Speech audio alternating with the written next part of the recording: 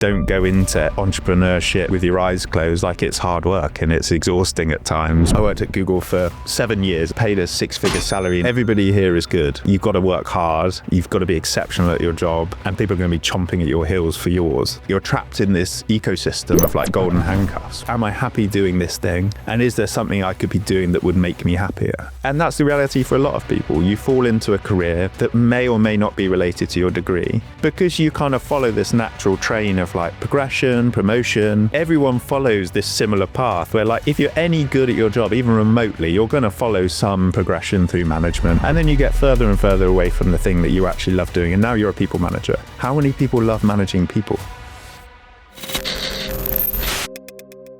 I worked at Google for 7 years, and that was like the tail end of my sort of corporate career, as it were. But even like leading up to that, I'd done lots of like little side hustles and stuff, and some of those are like really wacky. But then when I got to Google, like, I guess I kind of settled down into my rhythm a bit more, right? Like corporate world at Google is like, it's a serious job, it's a serious commitment, and they expect a lot of you at Google as well, right? There's a huge kudos to working at Google, which I guess is a challenge in itself, because, you know, do you want to leave Google to go and take the risk to do your own thing? But leaving Google actually wasn't that hard once I like really found my passion and found something like I really was committed to. Like I said, I worked at Google for 7 coming on to 8 years. And I think the thing with Google is, like, it seems like a big warm hug from the outside. You know, like, you see, I think often when you speak to people about Google, like, they've seen like something in the Daily Mail about, you know, how there's like slides going from like one floor to the other in like a ball pit, and you know, you're eating lobster lunches, but there's no such thing as a free lunch at Google. Yeah. Like, you know, they want to keep you in the building. They want you to have lunch with your That's the with your purpose, colleagues. right? Isn't it? They lay everything on for you so you don't have to leave. Yes, exactly. You don't have to leave, right? You go to the gym at work. You have your breakfast. You have your lunch. In some offices, you can even have dinner. So it's all by design. Like, the intention is that you stay in the office and you work hard and you work through your lunch, or your lunch break is 5 minutes because you've nipped into the cafe. And the cafe is lovely, right? Like, this is like high-end, nice food. You go in, you have your lunch, and like that might be 10 minutes because you're like, I need to get back to my desk and carry on working because like there's a lot to do. And yeah, I started my side hustle. Well, it was a side hustle, probably 4 years into my corporate job, and like everything kind of snowballed from there, really. You said earlier on about there's almost like a prestige about working for Google. Did that ever play on your mind, being like, the way that I'm viewed from my friends, my family, did that ever weigh on your decision to actually go and start your own business? Or were you just still like, I've just got this itch that I want to scratch? I think a bit of both. Like I say, I always knew I had the itch that I wanted to scratch, and I've been trying to scratch it for years, I suppose, until I really found the thing that I was passionate about. And I think the passion piece is important, and we'll probably come on to that later. But there is a huge kudos at working for Google. And I'd worked in media and marketing from my sort of mid-20s. So if you work in that world, there is always a natural progression to go and want to work for the media owner that you're basically working for in the first place, right? Like, I was working for Google technically by selling it to my clients pre-Google. And then when you get there, you're like, I've made it. This is like the echelon, right? Like, Google is like Coca-Cola. There aren't many people in the world who don't know who Google are. You know, when your parents tell their mates that their son works for Google, it's like, oh, wow. Like, you don't even need to tell them what you do, right? It's just like, he works for Google, and it's like, oh, that's pretty cool. Like, I've heard about the ball pits, you know, so is he in a ball pit, right? There is that heavy weight on you, especially from a security perspective, right? Like, you work for this incredible brand, looks amazing on your CV. You get paid extremely well. You get fed, you get watered, you get free gym, you get free healthcare. Like, there is a huge burden on you if you want to take a leap. Like, that security is worth so much on paper. That it makes it very hard to like really rationalize what you're doing, because you're like, Jesus, I'm leaving this incredible job that was hard to get in the first place, right? Like, there were multiple interviews. The recruitment procedure, I think, was tougher then than it is now, and that's, you know, it's still hard now. But there was a point where they would only take people from certain universities with certain degrees. I think that's loosened a bit now. But it was tough to get the job. So you're like, well, Jesus, like, what am I leaving behind? I think the way I rationalized it a little bit was like, I can always get another job because I always have Google on my CV. And if I leave, I take the risk and it doesn't work, like there's still another job, like I'm still employable. And if anything, I've learned more skills from running my own business than I ever learned at Google. And I think, yeah, there's definitely, certainly early on, I think even when I remember telling my parents that I was quitting to like, like I've got this strap business, right? Like that started in my bedroom. And like your parents are like, okay, so you make watch straps. You sort of like, are you going to make enough money? Because like, like you've got this new life now where, you sort of lived to your means a little bit and you've had a great Google salary. And I've probably always told them about, like the great things that I get from Google. And then they're like, well, you're going to leave all that behind? Like, it's such a risk. Like, what are you thinking? Like, you sell watch straps. And so like, yeah, there's probably that sort of fear from your parents as well, whether you're on the right track. And I think the one person that was really supportive was my wife, because she was like, well, I can see how passionate you are about this thing. And she also knew that Google in some ways was like kind of crushing my soul a little bit. Because I think that the other thing about places like Google is, I think certainly in the sort of like ads world at Google, which is a huge part of it, right? Like Google is an ads business. You're a glorified account manager being paid a CEO salary. That's insane. It is insane. Like it is. And I think that's the hardest part for most people at Google to rationalize. And I think they do a very good job of making you feel like that isn't what's happening. But like if you work it, like that's your job. Like you're a glorified account manager that's getting paid an incredible amount of money. And that's why it's so hard for people to leave, because, you're paid a 6-figure salary and like your total package is extreme. Like, and so what do you do next, right? So you're trapped in this ecosystem of like golden handcuffs where you're like, well, I had golden handcuffs written down in my questions. Yeah, like it could never be more true than it is at Google, because you're like, well, there's stock coming in every 6 months. Like every 6 months you're getting given more equity. Good stock too. Yeah. In a business that like, could go on forever, right? Like certainly in my lifetime, like I can't see, I mean, never say never, right? But like, there's worse stock to be sitting on, like as a heavy part of your sort of investment portfolio. So you're getting given that every 6 months. You're getting a bonus every quarter. So there's never a good time to leave. And then, yeah, there's that security of like, well, if I want to get another job, where do I go that's going to pay me this sort of money? Like, and I probably can't be a CEO, or like, would I want to be an MD or a CEO? Like, do I want that stress? You're CEO now, right? Yeah, I mean, technically, yeah. I don't want to be that person, but CEO of like the strap CEO of my own LinkedIn. company. Yeah. It's a bit naff, isn't it? But yeah, like it's extremely hard to leave. And I think speaking to a lot of friends that still work at Google, like they're trapped by that. Because I think Google has also changed a lot in recent years. Like they've made loads of redundancies. It's tougher to work at Google than it's ever been, I think. Like they're stricter on targets. There's more pressure on everyone as an individual to perform. And there always has been.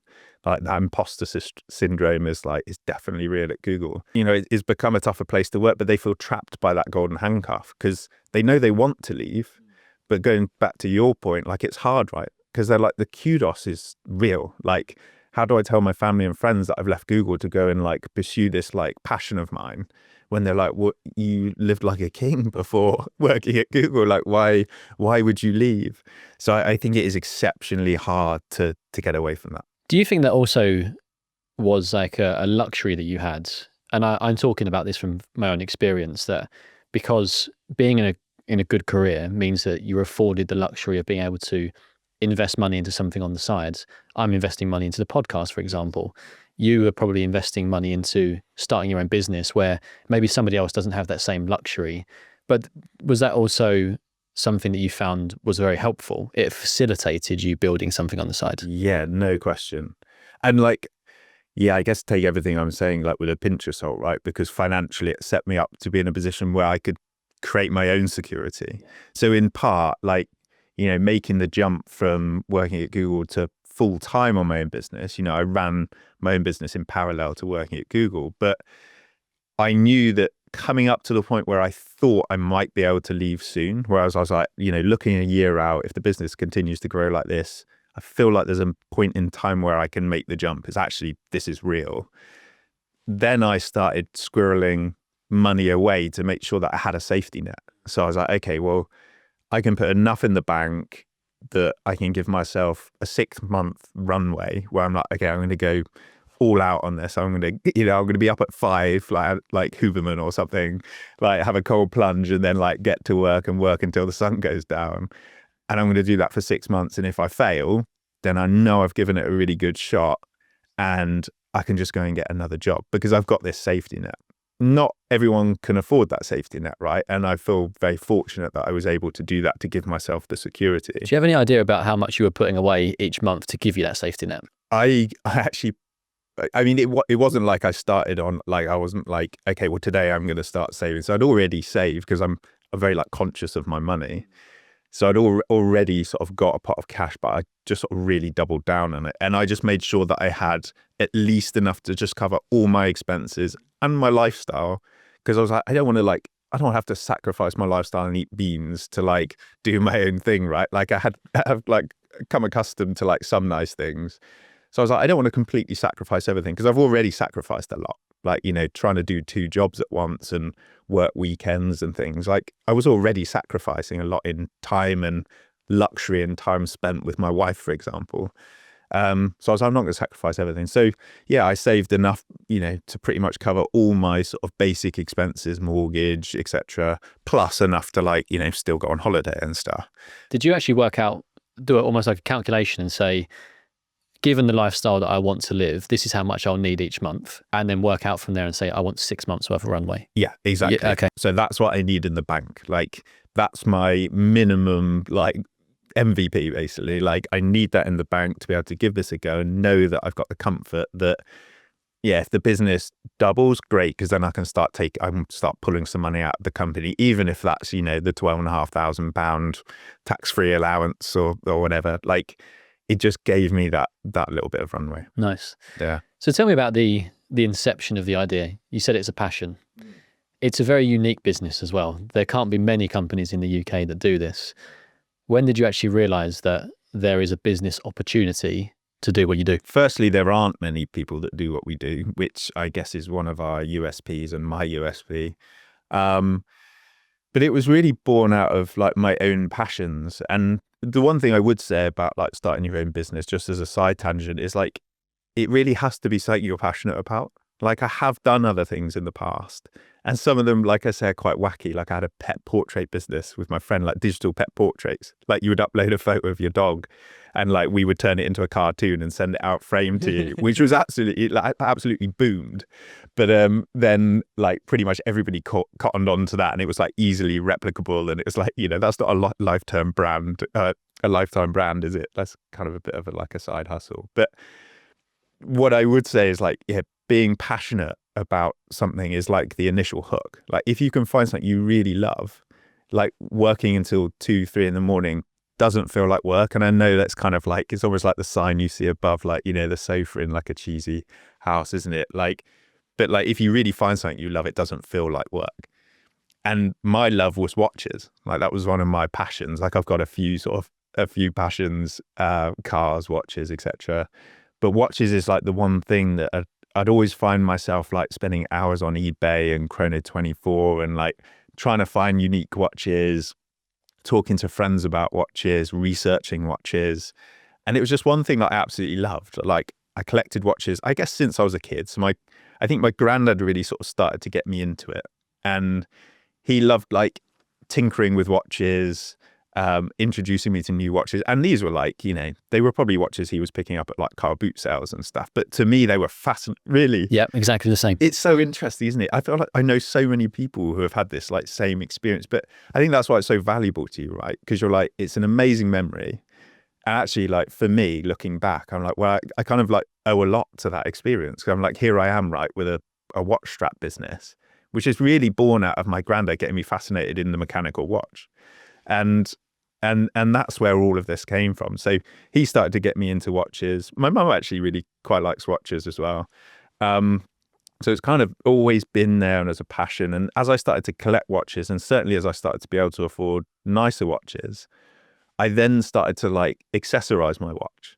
And I think for men, like a watch is man's only jewelry, right? Like you wear a wedding ring, sometimes because like you have to, right? Like you like, do I, I didn't want to wear a ring before I got married. Like I love wearing one now, but like, it wasn't something like I would have chosen before. I wasn't like a sort of jewelry person, but a watch is always that thing that like men love as a piece of jewelry because it's your one way of like being individual. And for me, like part of that was like having the individuality of like having a watch that I really loved, but then being able to like change the strap to make it suit something else. That actually became quite problematic because once you start doing that and then you realize that you can't actually get what you want, that was the problem. Like I was like, well, got this lovely watch and actually I really want like a brown leather strap, but maybe I want like white stitching or black stitching or red stitching. And I was like, everything I was buying, like, and there were few people I could buy from. I used to buy from this guy called Atelier Roman in France. He's still around, still awesome strap maker. And I really loved this product. And I was like, this is so cool, but I want something slightly different. And I just really struggled to find that product. Everything was like off the shelf, 35 quid, or it's like from Amazon or something, like mass produced, machine stitched. I was like, you know what, I can't actually find what I want, or it doesn't fit me. Everything's too long. It's all like one size fits all. And I was just like, there's a real market for this. And so like I joined like my passion of watches and then the leather making side of the business together. And I was just like, I'm just going to give this a go. Like I'm basically creating a product for myself. And if I love it and it solves my problem, I know it solves somebody else's. And that's where it all started, really. Like that's where the business kind of grew from. Did you start by getting the leather and then making it yourself? Yes. At home? Yeah. Did you? Yeah. Do you remember what that first one looked like? An absolute mess. Yeah. I've actually still got it. It's actually in my toolbox. You should like frame it or something now. Yeah, it's an absolute disaster. It's a brown leather strap with what I call minimal lug stitching, which are like the little lug stitches that literally at the lug, like side stitches. I went to do a course in where was that now?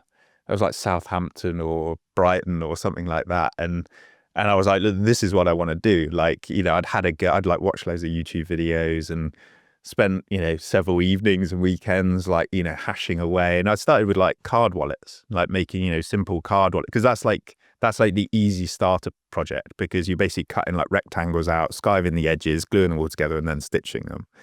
And I was like, okay, well now I'll start making a watch strap. And I was like, actually, this is quite hard because it needs symmetry for a start, which is very hard to do, like cutting by hand. And so, yeah, the first one was an absolute mess, but started to refine that slightly and started with like 5 or 6 straps initially. And I started on Instagram. So it would just be a case of like, take a photo of like finished product, put it on Instagram. A few people would comment. And I was like, people seem to quite like this. Or somebody would literally be like, oh, well, that'd be really cool if you did it in this leather or with this stitching. And you're like, okay, what people really want is the customization. And that's like still today our USP, because there are other strap companies, like many, in fact, around the world, but very few will actually make something for you. And that is still today our USP. So yeah, it started with a range of like 4 or 5 straps, all the same leather. Over time, I mean, now we've got hundreds of different leathers and stitching colors and padding types. Like it's like a whole plethora of products now. But yeah, it started with a really small, nuanced range. I only sort of identified this myself recently, but I fell in love with a watch about 5 years ago because it had a green strap on it. It's beautiful, the watch. I actually bought the entire watch and the strap. And then recently I went to look at a watch new in a nice watch store. And the one that I saw on display, it was like a rose gold casing around it. And I was like, I don't like the color of the casing, but I love the watch strap. It's this really dark brown, sort of maroony color, alligator skin. And then I thought to myself, how much of the value of the watch do I attribute to the strap over the watch itself? And therefore, could you actually buy a cheaper watch? And then what you love is actually I like the design of the face, but what I really love is the strap. Yes. And I think for me, what I've realized is that I put more value in the strap than I do at the actual watch, as long as the watch is something that I like. But they're all relatively similar, right? They're either like rectangle or they're circular, the different dials and that sort of stuff.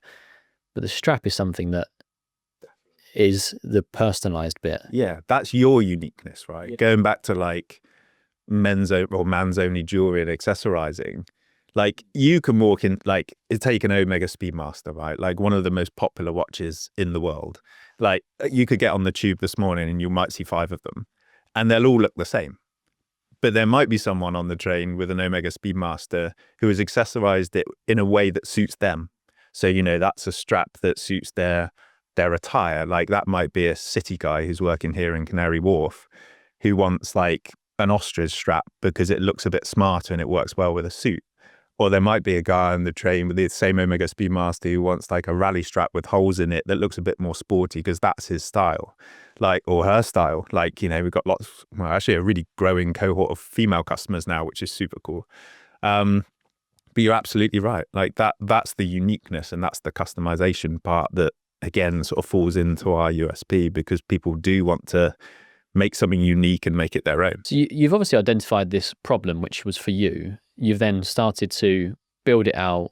You started off on Instagram to begin with. At which point did you actually realize that there's enough demand here for me to take this really professionally, go and find a supplier, a manufacturer of the levers and that sort of stuff, and then create the website and that sort of thing? Like, was there an inflection point where you were like, actually, this is more than just an idea, this is actually a proper business? Yeah, I think thinking back on it, like Instagram at the time when I started, I mean, like 8 years ago, you could actually grow a brand on Instagram at that point. Like you could, you know, put pictures online. I mean, it was almost like pre-stories, I think. I think stories was still like an early idea then, but like it was pretty much all grid, like, you know, feed images.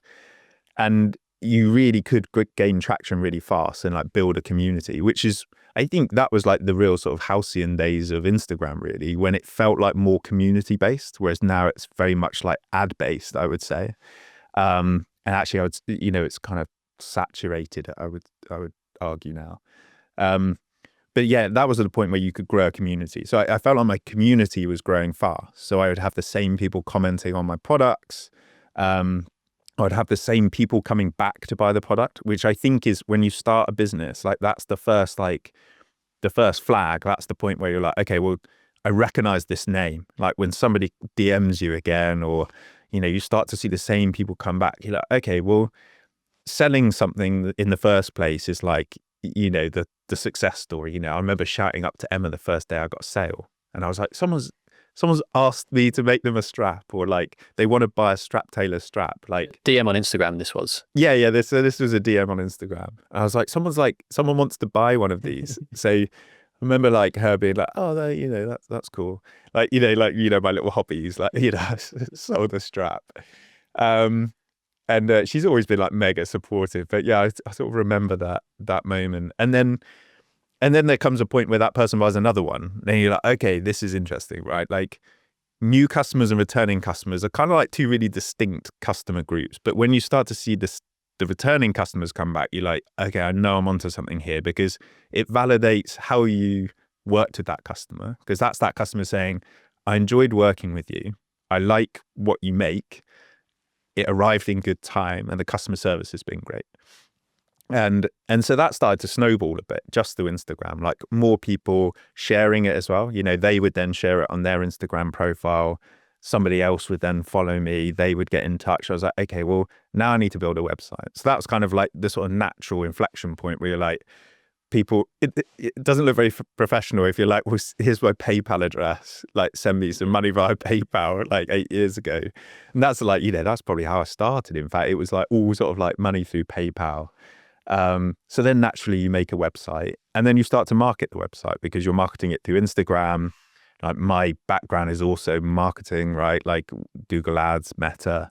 So, you know, I started to put some budget behind that. And then that's the real validation, is when someone doesn't know you through Instagram, or they don't know your face, they haven't seen like your journey from like handwriting, packaging in your literally in my spare room at 1 a.m. and like literally handwriting a note on every single strap and like, you know, hey John, thanks so much, like love your new ostrich strap, like, you know, in the parcel, like, so that's, you know, I've put an ad in front of someone, they don't know who I am and they've bought the product. So then that starts to be that sort of snowball of like, okay, I'm onto something, like, you know, people actually want this. I guess there comes a point in future where you start to see the revenue grow and you know, you talked earlier about like what's that point where you think you can make a jump where you're like, okay, well, you know, it's hard to replace the Google salary.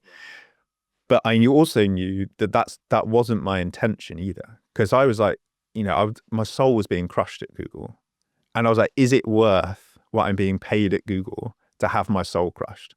Get on the train every morning, I'm like, what the hell am I doing? Like, it's a dark, cold, wet morning in winter. Was that before you had your side hobby, which was the strap tailor? Yeah. Okay, so and some of the inspiration to do my own thing. Yeah.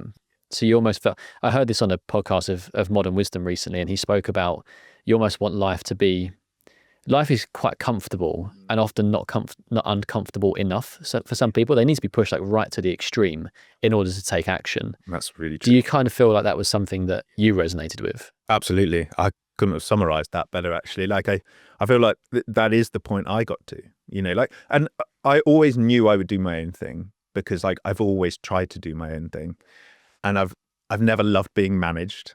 I've never loved doing work that I don't see value in.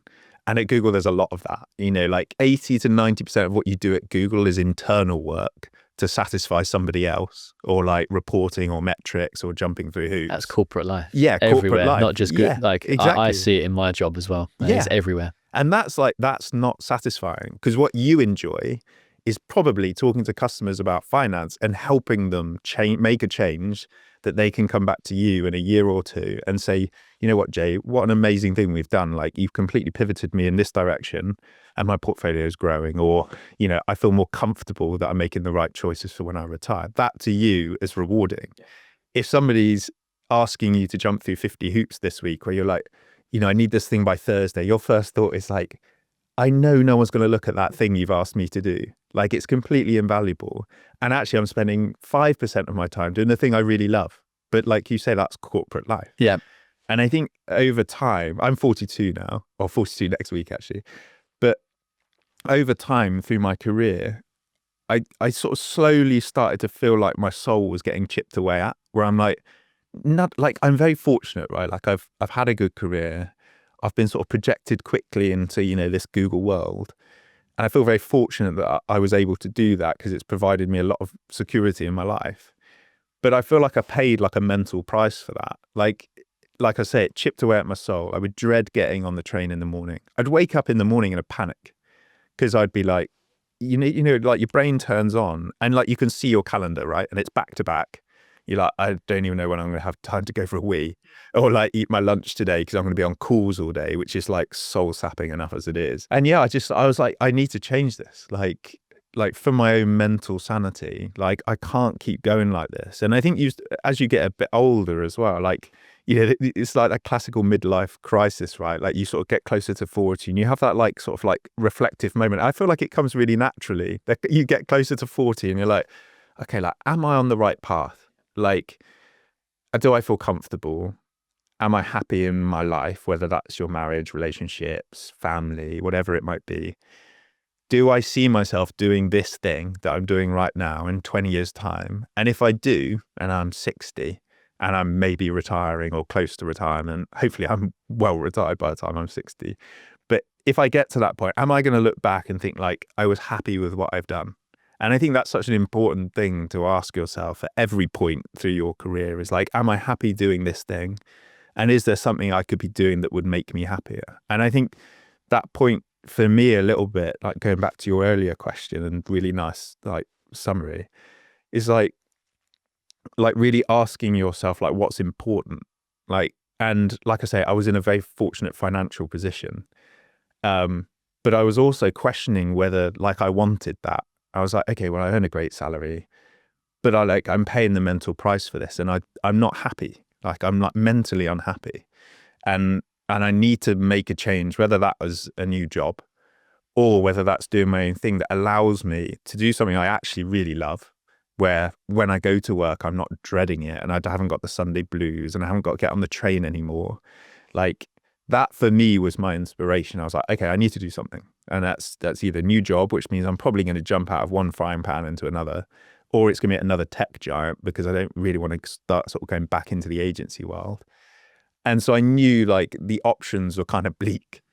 It might be good salary move, but it's going to be bleak. It's going to be much of the same. So my business was a little bit of my way out, and I'm so pleased it worked the way it did, because I'm like, my lifestyle now is infinitely better. Like my commute is 3 minutes from my house to my business unit, which is just outside my village. Like, and that was also kind of like some weird twist of fate when we bought our house, that there was just happened to be a business park like just on the outside of the village that had a unit available. Like it's all these like weird. Had you done that in the preparation for where you were going to live? Did you just like your wife, oh, this is a lovely house, I really like this one, just to let you know this would also work because there's a business unit around the corner? No, I wish I had. It was actually complete. I didn't even know we were moving house.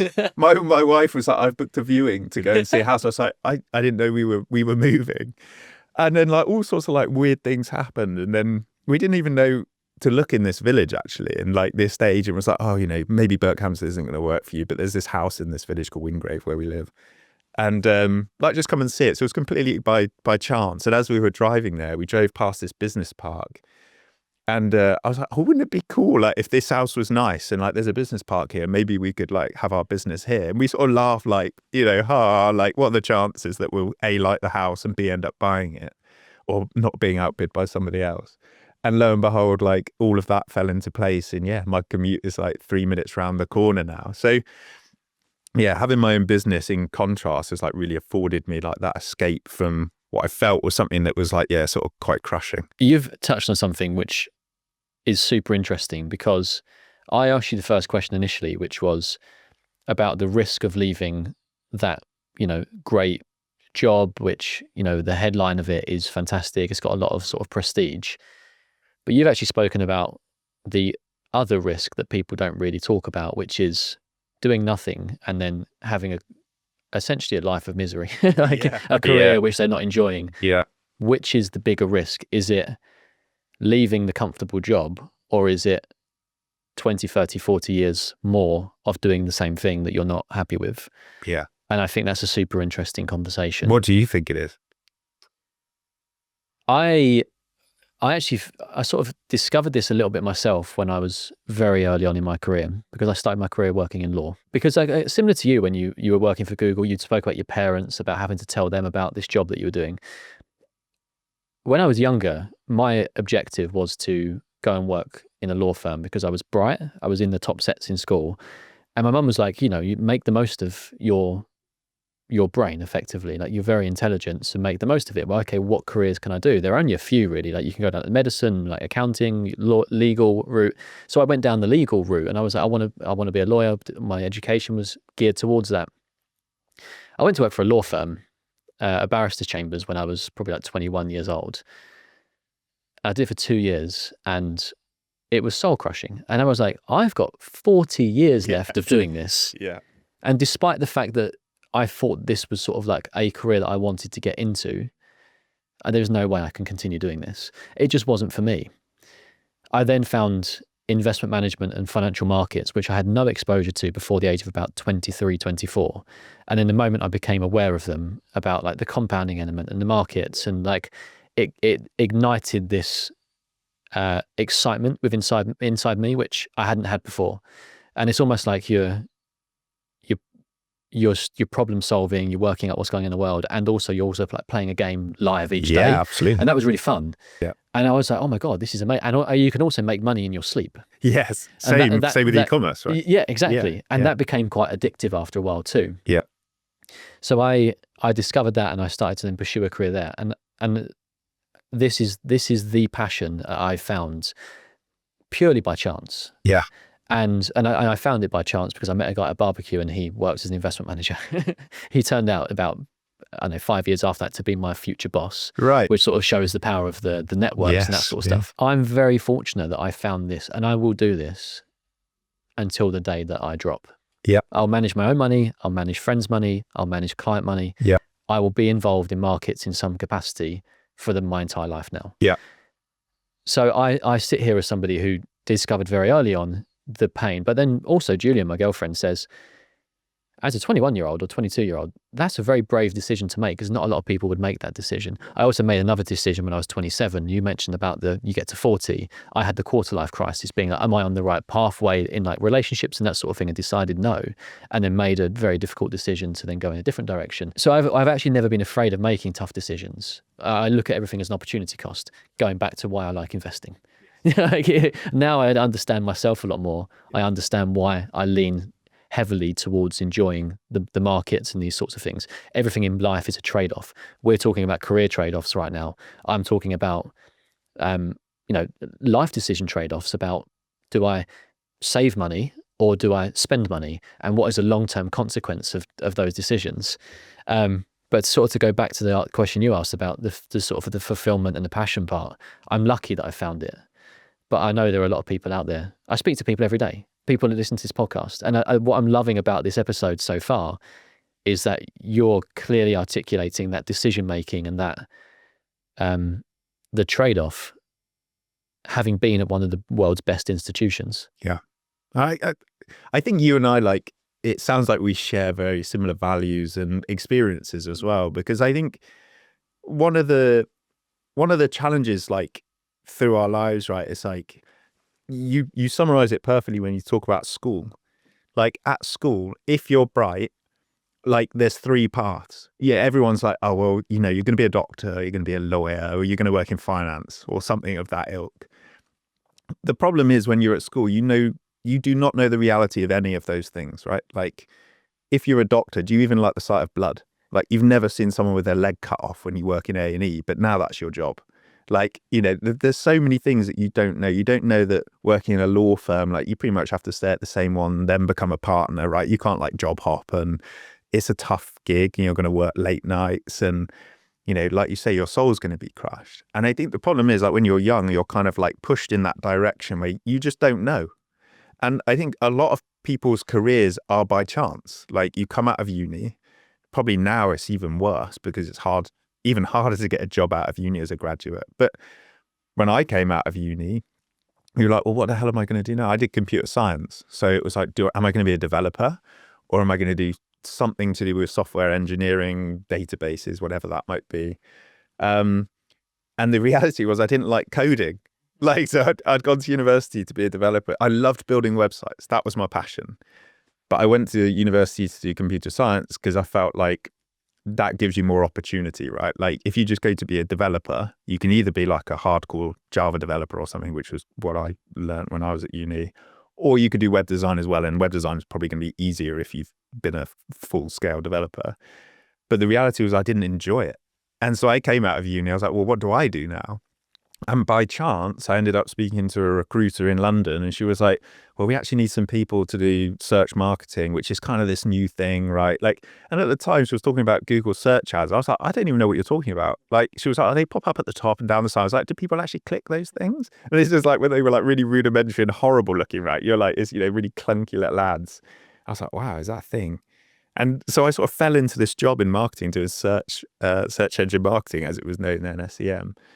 And that's the reality for a lot of people. You fall into a career that may or may not be related to your degree. And then because you kind of follow this natural train of like progression, promotion, you're now promoted into a position where you're managing people, but you don't like managing people because that's not your thing. You just love doing the doing. Like, everyone follows this similar path where, like, if you're any good at your job, even remotely, you're going to follow some progression through management, etc. And then you get further and further away from the thing that you actually love doing. And now you're a people manager. Yeah. How many people love managing people? Like, how many managers do you know that were ever good managers? Like, it's tough and it's hard. Like, some people have got a real passion for it and are exceptionally good at it. But I can count good managers on like one finger, I think.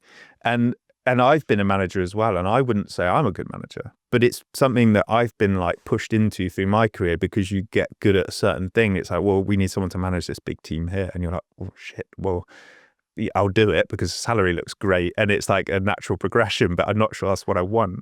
But then that's it, right? You're on this train, to your point, like, and suddenly I'm at 40 and I'm like, well, do I still want to do this thing? Like, I fell into it in the first place.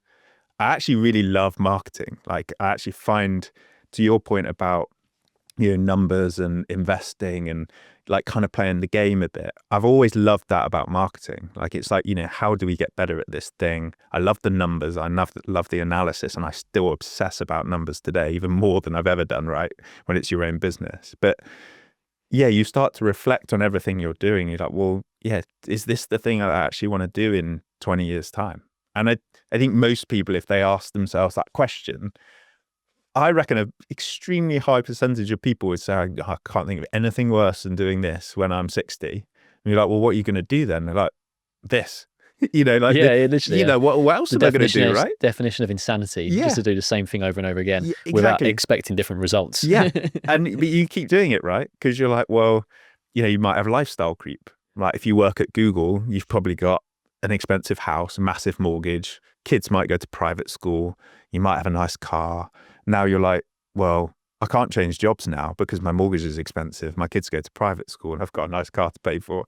So your lifestyle creep actually then starts to like really restrict the chances you take and that risk element, where if you don't allow those things to happen, you can have more flexibility in life. And I think I say I'm fortunate. My wife and I made a decision not to have children as a life choice. And that gives me flexibility that others don't have. So I'm in a fortunate position there where I can take more risk because I don't have to worry about little Jimmy going to school and like whether he's got enough savings to buy a house in 2040 when they're going to be £1 million each. So yeah, I also have some flexibility there, but I think it's such an important thing for people to think about. It's like, yeah, do you still want to do this in 20 years time? You've obviously gone down the route of entrepreneurship, but that isn't for everybody. How would you summarize it to somebody who is, let's say, for example, somebody came to you following this episode and they said, I'm in exactly the same position you were in, 8 years ago or something. I'm not enjoying my job. I've been thinking about starting a business. What would you say? I actually get this question a lot. Do you? Because I have lots of friends who are either starting businesses or have started businesses. And yeah, I hear this question a lot. Like, it is drinking from the fire hose, like in summary. Like, you have to wear so many hats. And I think the reality of starting a business is like, so many people have great ideas. Like, so many people have great ideas, but so few people are really good at executing on them. And I think a lot of the time, like your background is really important as to like, what have you done in the past that lends itself well to being an entrepreneur? Like, for example, marketing was my skill, right? Like if I started a business, like let's say I've got a great product, right? Like I make great watch straps. I know my product's great. If you can't get that in front of people in my world, in the e-commerce world, right? Like thinking about what I know, like you're dead in the water. Because the cost of acquisition is through the roof. Might cost you £35 to acquire a new customer online. And like if you sell them a £30 watch strap, you've made a loss. But you need to get that customer back to get them to buy again. That negates the initial cost of investing in that customer. But if you don't have the nous to do some of those things and learn, because you have to learn, right? Like if you want to start a business, you've got a great product, you're like, okay, well, how do I learn all of these other things so I also don't have to spend loads of money to make those things happen, right? You and I were talking before we started the podcast about, you've learned how to edit video, record your own podcast. This is a serious setup, right?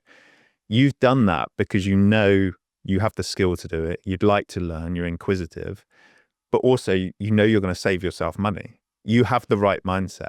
Some people won't do that and they'll be like, okay, well, I'm going to start this new business and I'm just going to pay for everything. I'm just going to pay to get the product made. I'm going to pay someone to build my website. I'm going to pay someone to do the marketing. And before you know it, you're in this massive black hole of like, I need to make a lot of money now before I even cover turning the lights on. So I think a lot of people go into this naively thinking it's going to be easy, and it is not. And it's very stressful, but it's so incredibly rewarding. Like there's no better feeling than when you get your first sale.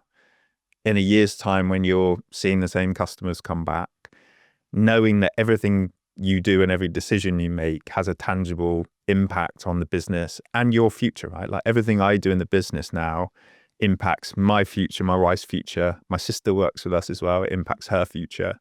And that is like such a rewarding feeling. So I think I would love to tell everyone to like, grab the bull by the horns, because like, honestly, I think there is no more rewarding feeling. I think don't go into entrepreneurship like with your eyes closed, like it's hard work and it's exhausting at times, but the reward is so incredibly high. You mentioned there about getting your first sale. Do you remember how many sales you did in year one? Probably 100 to 200. Okay, so that's a relatively small number. Yeah, absolutely. And how many do you do this year or last year? So we've sold to over 70,000 customers. Wow. Now. That's customers. Customers, yeah. So we've got some customers who have been with us for 8 years. And still, I was replying to some of them this morning, like, I know them on first name basis. They know what my dog's called. I know what their dog's called. I know what their watch collection is. Like, that is really rewarding. But I mean, now, like, even during a sale, we can sell 600 in a day. Wow. Okay. Yeah.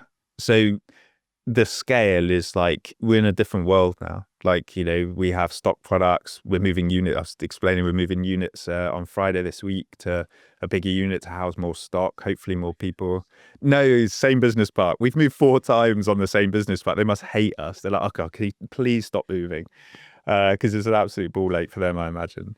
But yeah, we can sell 400, 500, 600 in a day now during like a real peak season. And I think, we're also, we sell to every country in the world now. Like, the US is a huge audience for us, UK, Europe, although Brexit mostly killed that off. So yeah, it's grown infinitely in that time, which is, I'm incredibly proud of. When you say they're proud, I actually wanted to ask the question. The reason I'm asking about those numbers is because you first sell, that was an amazing moment. Do you now also sort of like celebrate along the way, or do you just like always readjust your expectations for the next year? Yeah, this is a really funny one. I was having this conversation with my wife. So my wife joined us in August last year. She went through a similar mindset to me, right? Burnt out at work. She works in marketing as well. She worked for a big coaching company, like global coaching company. She burnt out, and I was like, look, we're in a position now where you've got skills that you can add to the business that are really valuable. She was always working with me, right? Like, we'd talk in the evening in the car, walking the dog. Like, she was always like my sort of sidekick, I guess. But now she works. But now it's more tax efficient for us to join the business full time. Absolutely. And now she works with us full time, and like, I love it. We feel very privileged to be able to do that. The feeling of making a sale now still feels the same to me. That first one, always has a big buzz, because you're like, it's like the first moment of validation. But even now, like before I came in, right, like my store's built on Shopify, and Shopify I have to turn them off, but you get a notification every time you get a sale. So your phone buzzes and it tells you, John in Texas has bought a watch strap and it was $100 or whatever. And I still today have that same feeling of like, oh, cool, someone's bought something. Or like, I recognize the name. I'm like, oh, Nico's back. Yeah. And it's that's still such an incredible feeling to still get that. But the bar is always moving, because I remember I've got a French friend called Olivier, who probably one of the smartest people I've ever met and worked with. He used to work at Google. He works now in, I think, the AI division in the US, like super smart guy. I remember sitting down with him when I told him I was starting this business. He loves watches. We'd spend like an hour on coffee break, like at Google, like talking about watches. And I told him about the business, and he was like, no one's going to buy that. Like, you're never going to sell enough. Like, you work at Google, like how are you going to replace your salary, like selling watch straps? Like, you're an idiot. And like, I love to send him screenshots now of like, I'm not such an idiot now, right? Like, and he's like, ah, shit, yeah, you were right, weren't you? But that sort of bar keeps moving, because like there was a day when I thought, if I sold 500 pounds of watch straps today, I'd like, done amazing. Because my goal was never really to like earn the same amount even that I earned at Google, because I was like, I've built a little security nest in pension and investments, and now I just want to get my life back. So like, even if I make half, I'd be happy. And if I could have more flexibility, not commute, finish at 4 on a Friday, have a nice weekend, not stress, that's wealth to me. As the business has continued to grow, and I'm like, okay, actually, this is a brand now. This isn't just like a few knockabout sales. The bar keeps moving, because you're like, well, Now you can sell £5,000 worth of watch straps in a day. And you're like, well, what's a bad day now? Now, if you sell £3,000, you're like, oh my God, like the laptop's out. I'm the like, business is collapsing. yeah. I'm on holiday in my swimming shorts, like outside, like trying to work out what's happened. And like, why is no one on the website? And so that the bar keeps shifting. And I think it's such an interesting scenario because you're like, well, yeah, what is the new base now? Like, because it keeps shifting and it keeps growing, you're like, what's the new normal? And every month it changes. This month, for example, like January should be terrible. Like, it's normally terrible because like everyone spent all their money in December for Christmas. No one's got any, everyone's desperately waiting for payday. And January, we've had one of our best months ever. And you're just like, what is happening? But like, again, it's like set a new bar because the targets we'd set for this month, that we've blown them out by a considerable margin. Now I'm like, the whole year, the expectations for the year have changed. So like all the time, like this bar is moving and your expectations change every day, but the reward is still there. But the interesting thing I think about being an entrepreneur as well is there's no one there to pat you on the back. Like when you succeed in something, how do you tell anyone? Like, you can't go to your mates on a Friday night in a pub and be like, you won't believe how much we sold today. Or like, you won't believe how much we made last month. Because people are like, what a dick. Like, why are you even telling me that? Like, because it's wild. But who do you share that with? Yeah. Like, you might be able to share it with your wife or your partner or your husband or whatever. If you've got like co-founders and stuff, like you obviously share that together and you might celebrate. But when it's just, certainly before my wife joined as well, like, you like, who do I tell? Like, who's going to celebrate this with me? Like, inside I'm sort of celebrating, but because the bar keeps moving, you never know when to when do I next celebrate? What's my next milestone? But no one's there to pat you on the back. So like, it's not like work where you might get an appraisal and someone's like, oh, well done, Jay, you've had an amazing year. Like, you've been outstanding and here's your bonus to like show you that. Like, you just sort of like celebrate in silence, which is like a weird concept in itself. It's super interesting you say that because I have been writing about this a lot recently about, is it a cultural issue in the UK? People often say that in America, the attitude towards success is completely different. Now, do you have a warehouse or anything in America? Do you have colleagues in America, or is it all distributed from the UK? We send everything from our business unit. Yeah, we ship everything ourselves. So do you have anything to compare against between the American mindset versus the UK mindset, do you think? So from experience, yes, because I used to work at Google and like more of my colleagues were American than they were British. Or actually, Google's very international, in fact, so you get a really good like melting pot of like cultural nuances. But you're absolutely right. Like in America, like being able to talk about success is normalized. Yeah. In the UK, it's totally frowned upon. Yeah. Like, it's like no one likes someone to succeed. It's such a weird, if you're in our world where you're talking to other entrepreneurs, like, it's so rewarding as an entrepreneur because you talk to someone, you're like, I can actually tell you about this and you're not judging me. Yeah. If I was to talk to some of my like really close friends about the actual monetary side of it, people would think you're probably boasting, or, you know, like, why are you telling me this? Is like uncomfortable. And I think, yeah, like success in a lot of ways is like almost frowned upon. Like, it's like, you know, you don't talk about it. Like, if you show it, God forbid, that's almost like even worse, right? Like, you know, you get a nice car or something and people are like, oh, John's doing all right next door, isn't he? You know, like, it's such a hard concept. But in America, like, they're like high-fiving each other. They're like, oh, it's so amazing that you're successful. And I think you hear that in podcasts. Like, I listen to The Operators a lot. All Americans. I mean, they run like, you know, $100 million plus companies, all of them, I think. So like, they're big leagues. But it's the same, like, they talk about success so openly and like share their numbers. And I'm just like, in the UK, it's almost like everyone's like, well, I don't want to talk about my numbers. Like, I don't want to share that. Or like, you know, I don't want to overtly talk about how successful I'm being, because it's frowned upon. And you're like, well, if I tell my customers I'm successful, does it put them off? Because they're like, oh, I don't want to, now that you're successful, like, I don't want to continue supporting you because, like, I want to find the next underdog, you know. Like, it's a very, you're absolutely right. It's such a weird concept that we have this like level of, I don't even know, it's not imposter syndrome at work. It's almost like you expect people who work in investment management industry to do well. And I'm sure that our clients also expect us to be, we are given a huge responsibility to look after their finances. And if we're doing a good job, you expect the remuneration to be strong too. You wouldn't want your investment manager to be paid a very small amount, would you? Yeah, exactly. You've got to have an incentive. Yeah. But there is also this thing about like, you wouldn't dare turn up to a client's house in a nice car or with a nice watch on. Yeah. Because they're like, oh, we're paying you too much. And so that is that really weird thing whereby you constantly are bringing yourself down the whole time, despite the fact that we've got very successful careers and it should be championed. We're all doing well. We're all winning. But there is definitely this element of, you don't want to show that to the outside world. Yeah. And I would love to actually normalize conversations about money a lot more, because I would say, I don't know the data and I probably should learn it, but I imagine a lot of people's worries in life are about their finances. Almost exclusively, yeah. Yeah.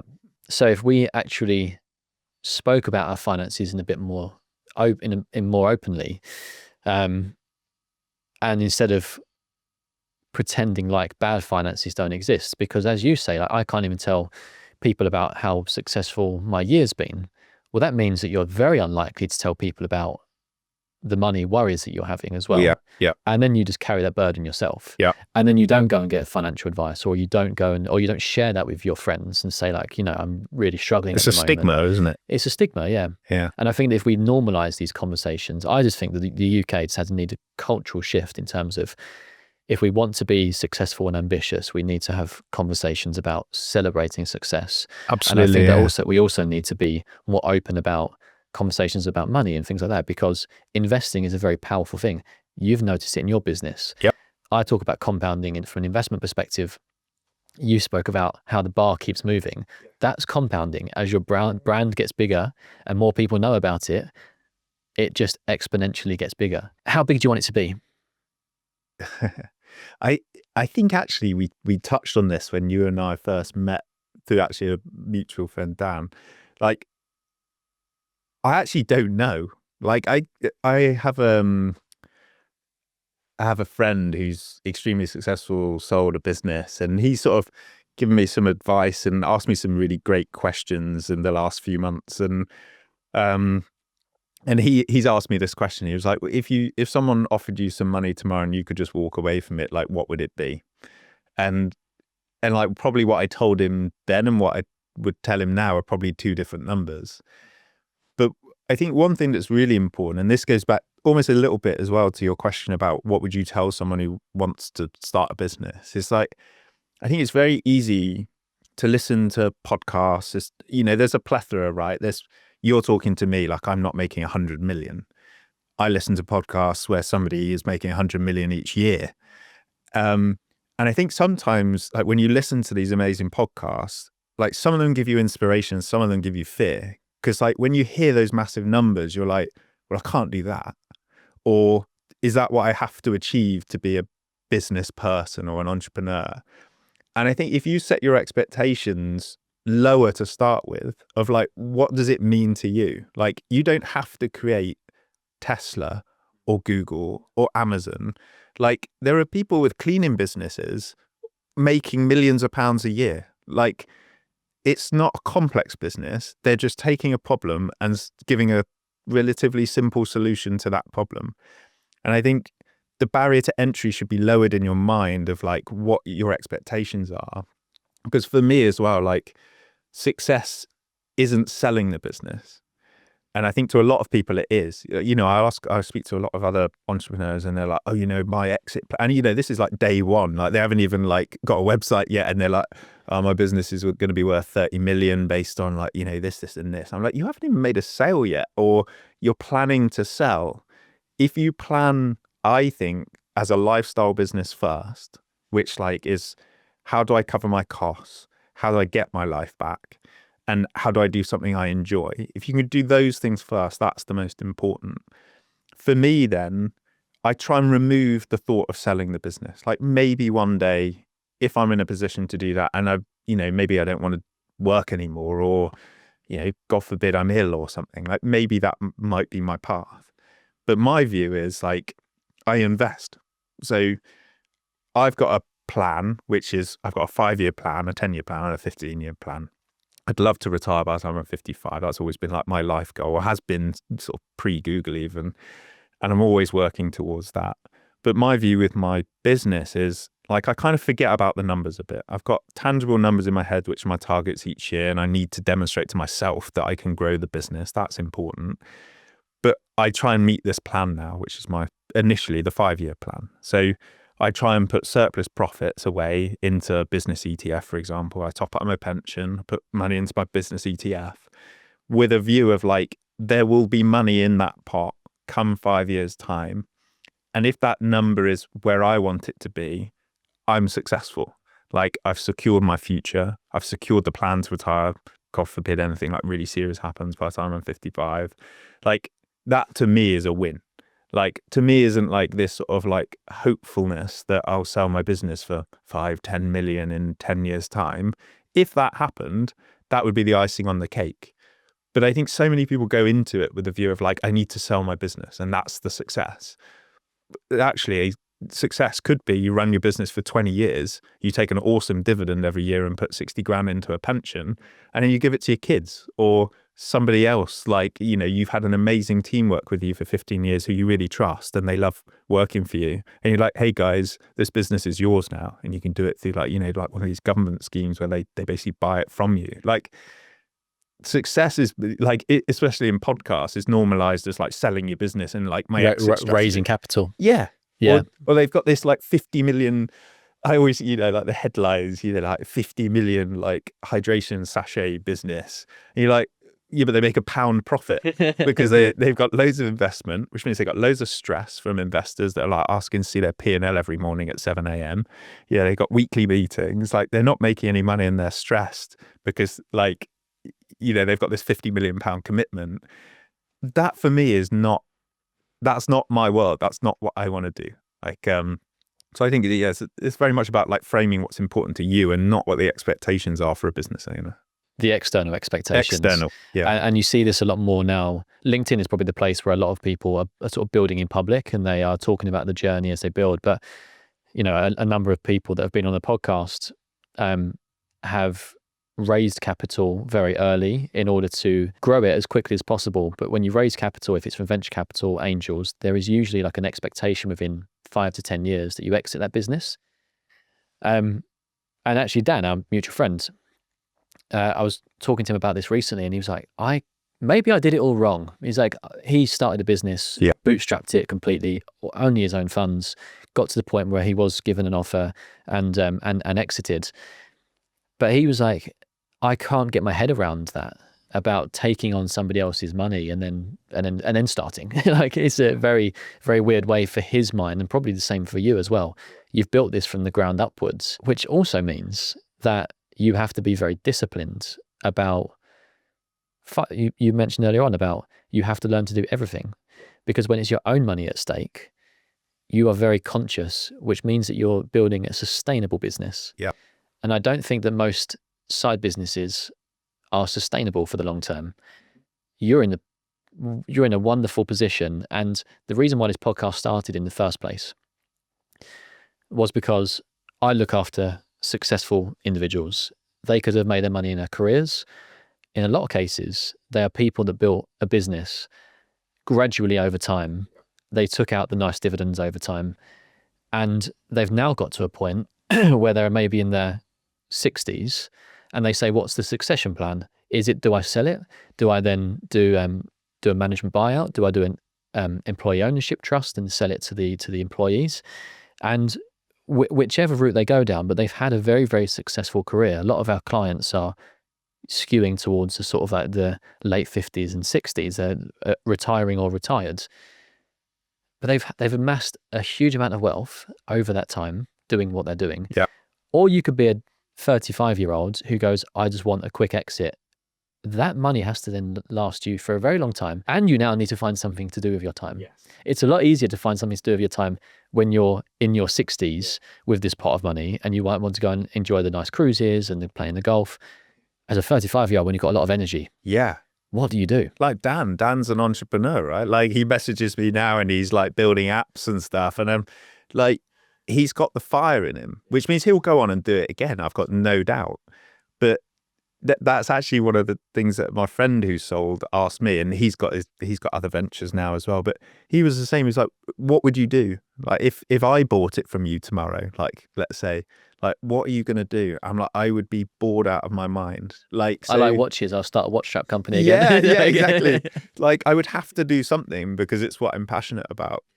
And I think, like, I listened to a really good podcast years ago when I first started. And the guys being interviewed created Stove. Have you heard of Stove? They were basically like these, like, I think aluminium fire pits that looked really attractive, and they absolutely nailed their marketing. They grew it to like this sort of, I think they sold it for like 100 million plus. And they did the podcast where they famously, it's stuck in my mind, it's like on my business plan now. And the line is, "Don't create a monster."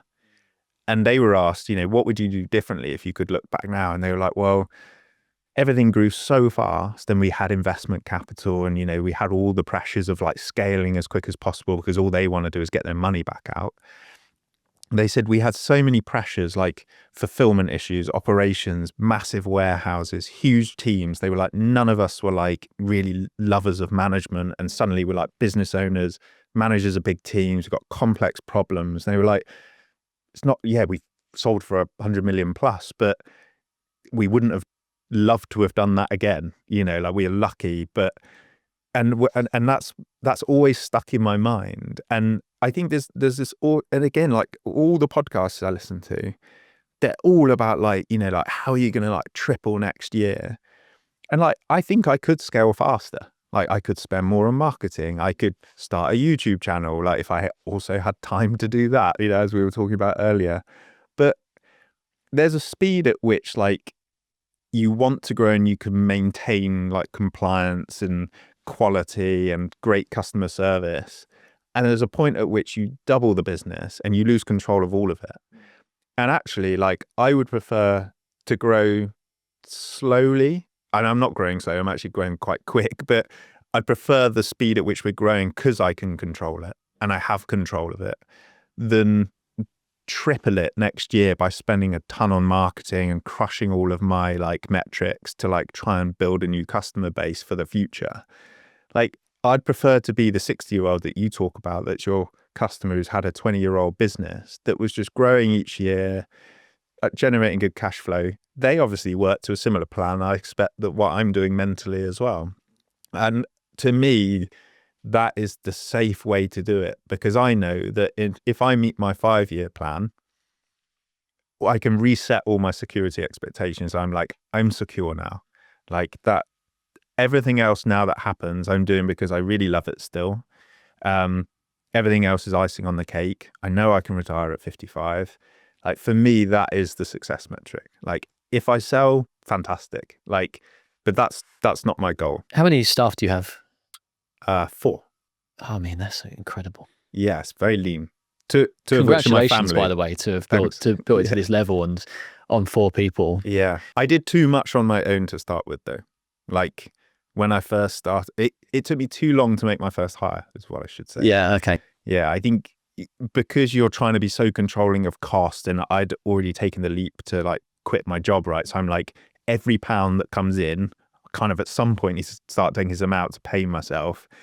I think the business would have grown better if I'd have employed someone earlier. Daniel Priestley talks about, I think he says 13 members of staff is like almost like your critical mass. Yeah. Once you go over that, you've got complex issues. You've got HR departments, the relationships are now forming in the office and these sorts of things. But yep. I mean, what a wonderful business that you've got. And you used the perfect word, lifestyle business now. You have the security without all the headaches. Like, who doesn't want that? And when I say headaches, I mean, like you mentioned about Google, I'm not someone who wants to go down the management route. You said, well, you're a business owner. You are the manager now. You're the person that's in charge of managing all those people. And so there's that also that added complexity to it as well. And the larger that team gets, the more you have to be a manager and a leader. Yeah. And I think in the way I look at this plan that I talk about as well is like, I don't want a big warehouse. And like Dan and I actually had this conversation before he sold. And Dan was like very close to taking on a big warehouse. Like, you know, we're talking like going from $2,000 a month rent for your business unit to, you know, six figures, not six figures, well, six figures annually almost, I guess, but certainly sort of 5 figures a month rent. Yeah. And the conversation we started having then, I was like, Dan, you only need like a bad quarter and all your profit is now just being munched by your rent.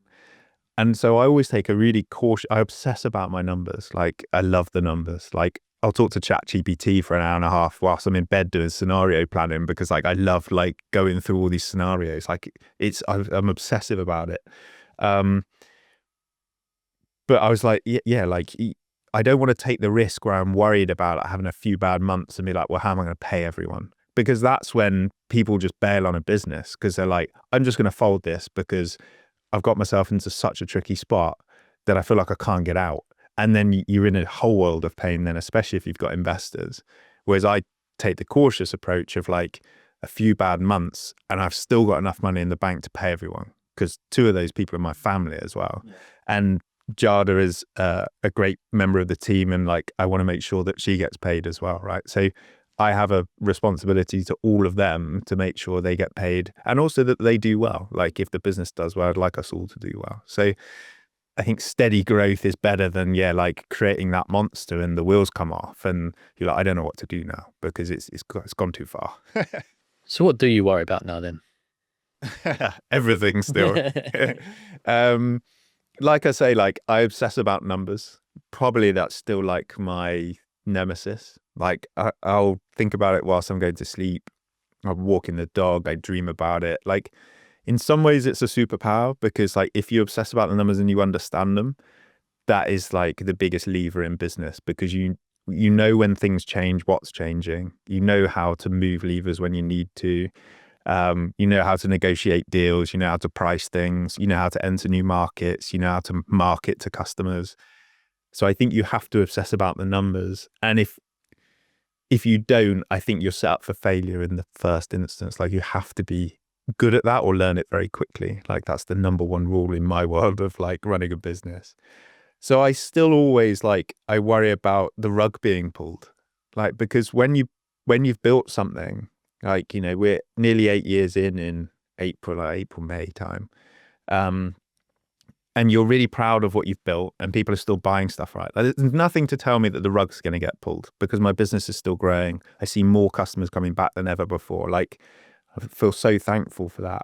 But that also gives you the fear, because you're like, well, what if that all disappears tomorrow? Because like, it's not about the money anymore. It's about the fact that the lifestyle I've achieved is through building this thing that I'm really passionate about and I love. And I'm worried that at some point that rug just gets pulled and you're like, it's gone. So I think that's a healthy fear, because it makes sure that you're always trying to like improve things and make things better and treat customers really well, because they're the lifeblood of your business. And a lot of people don't do that. Like, a lot of people don't look after customers, but they're the lifeblood of my business and they've been with me for years. And there's just always that feeling that like you wake up tomorrow and it's gone. And I think that's the fear. That's like my ever. Does that come from a level of, you mentioned the word imposter syndrome earlier on. Is there a bit of imposter syndrome that sort of like creeps in from time to time? Definitely. Yeah. I think imposter syndrome for me really like manifested at Google, because the day you start at Google, the induction session, I think it might have been the first or third slide. The first slide might have been like, toilets are out and level 1 turn right. The second slide was something like, you're in the 0.01% of people who applied to Google and made it. So like on day one, they're basically telling you that like, okay, well done for getting in, but just to be clear, everybody here is good. So you've got to work hard. You've got to be exceptional at your job, and people are going to be chomping at your heels for yours. So like, the expectation is set on day one that you have to perform. And frankly, you are surrounded by the best people. And I actually don't count this is the imposter syndrome where I'm like, Jesus, these people are way smarter than I will ever be. Like, you know, like exceptionally well educated, like all like sounds like you are like A-star, like first masters, PhDs. And you're like, oh, it's not me, by the way. God. I'm like, well, you're like, I'm in this world, I'm thrust into this world where like, I don't feel adequate. Like, I know I have the skills in certain areas to be good at my job, but like I'm now suddenly surrounded by people who I don't feel comfortable around because they feel so superior to me. And that imposter syndrome, it's very prevalent at Google. I mean, there's training in it. Like, there's you go to training sessions at Google and talk about imposter syndrome. I mean, they have therapists on site. Do So they? That says a lot, doesn't it? Yeah, it says a lot, doesn't it? And that's very real. And I do feel that, like, you always like, have I done well enough? Like I said, there's no one patting you on the back, right? There's no one to say like, oh, great job. You've grown by 30% this year or whatever. Like no one's there telling you that. So there is always that, imposter syndrome of like, I've built this thing. I should be really proud of it. And I am, but have I still done well enough? So I think, that for me, that's born out of my work environment that kind of has always made me feel like that. And I think Google like really impacted my sort of sense of worth and like my constant comparison to other people, because you're always measuring yourself and you're like, oh God, that person's really bloody smart, and like almost dare not ask a question in this meeting in case it's not like smart enough, like, and it almost like suppressed me a bit. And so in some ways, like I come out of that and I'm sort of like a bit of like an FU in my own mind, because I'm like, I've built something. Like I have a brand that people love and come back to, that I'm really passionate about, that I employ my family. And like that to me is like my FU. If I look back at that scenario, my old self, and I'm like, see, you can do it. Like I have the skills and I've got the nous. But it's a very real thing, I think, imposter syndrome. Like I remember when I started and people talked about imposter syndrome and I'd read about it and I was like, well, I don't think I'll ever suffer from that. And then you get into Google and you're like, oh shit, this is real. Yeah. If you can go back to, if you can speak to that like 25-year-old version of yourself, or whichever age it was at Google, let's say 30-year-old, what would you say to him? I think if I could sort of like see my younger self again, I'd be encouraging myself to take risks sooner. I don't think I left it too late, but I put myself through a lot of mental stress to get to the point I got to, unnecessarily, I think. There were times like, not getting too sidetracked, but there were times like when I really, really had to drag myself to work, where I was like, I'm in a dark place here, and like getting on the train, I was like, like heavy, like it felt like the weight of the world was on me. And that wasn't like, my job was stressful at times, but there were lots of other feelings at work that made me feel like that.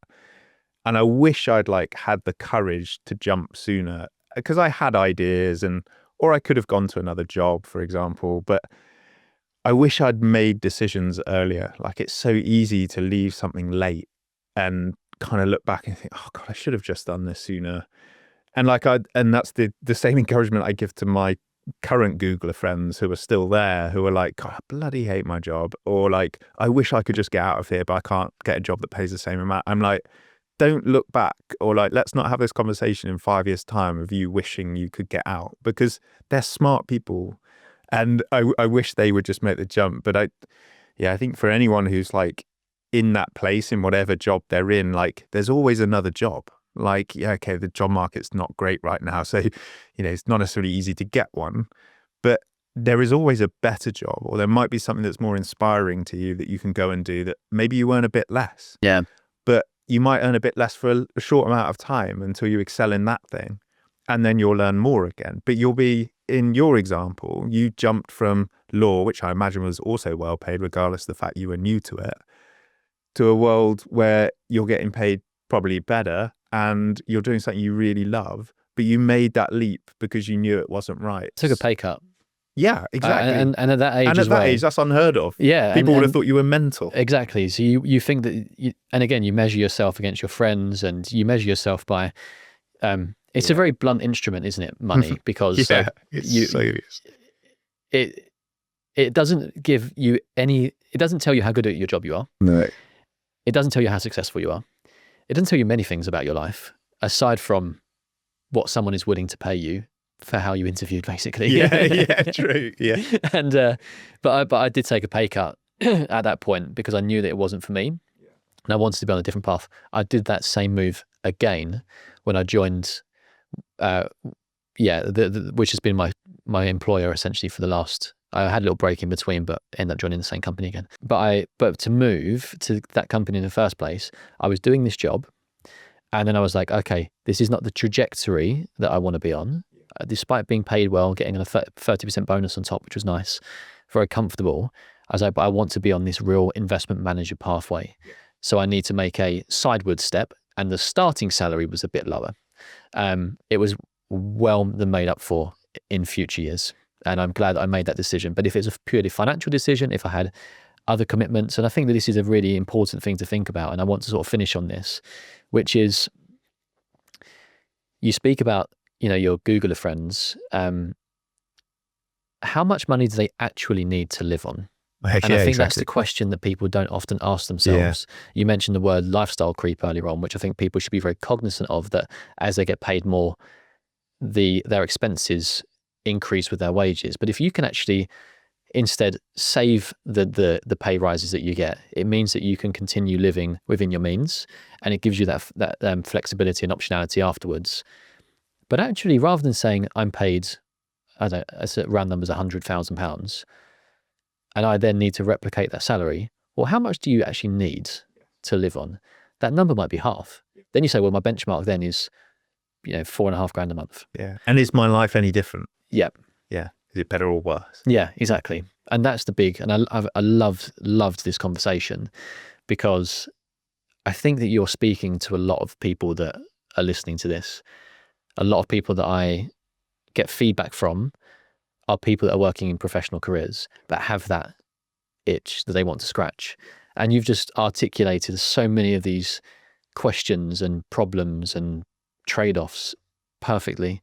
And someone that's sat on the other side of you've gone from Google, very well paid, all the security, everything that you could possibly want, to taking the risk and then still making it work. It's a fantastic journey, and full credit for you for what you've achieved. It's been amazing. Yeah, thank you. Well, likewise, right? Like you've done the same thing. You've made similar life choices, maybe earlier than me, because you started those in your 20s. But it's the same. We've taken the same path. Like yours is more career focused. Mine is running my business, but we're going to the same end goal. Yeah. But we've made similar decisions for similar reasons, by the sounds of things. And I think, that's to be celebrated, that you take the risk and you take the chance, and that hopefully you net out in a place where you're happier. And I think happiness is more valuable than money. And that is certainly. And everyone tells you that, right? Most people tell you money's more important than happiness, right? Because most people tell you that money buys you happiness. Yeah. And that isn't true. Like, it buys you comfort and security to a point. Yeah. And then it's there's a diminishing return, where everything else is nice to have, but you're not happier by product of having a higher salary. If anything, it can be the opposite, because you're more stressed. So I think it's about making the lifestyle choice to make your life better, happier, and more balanced. That's more important than where the salary's going, to a point. I think that if you were to ask an 80-year-old version of yourself today, do you wish you'd spent more time on those Zoom calls? Absolutely not. Like on your deathbed, you're like, what is it that you wish you'd have spent more time doing? And I can tell you that, back-to-back Zoom calls was not on the list. Definitely not. Now I almost never even look at a calendar. I don't even have to worry about whether there's a call. That is so funny, because when we had our introductory call, that literally happened. You were like, do you know what? Like that shows you the flexibility that you've afforded your life now, which is like, I don't really have to make these commitments often in my life. Whereas you've gone from a life which it's Monday morning, 9 a.m. sales call, 10 a.m. it's catch up, whatever, and it's like, leave me alone. Let me do some real work. Yeah, precisely. I have loved this conversation. Yeah, likewise, genuinely, Jay. so much. So yeah, thank you so much. You're welcome, Jay. Thank you.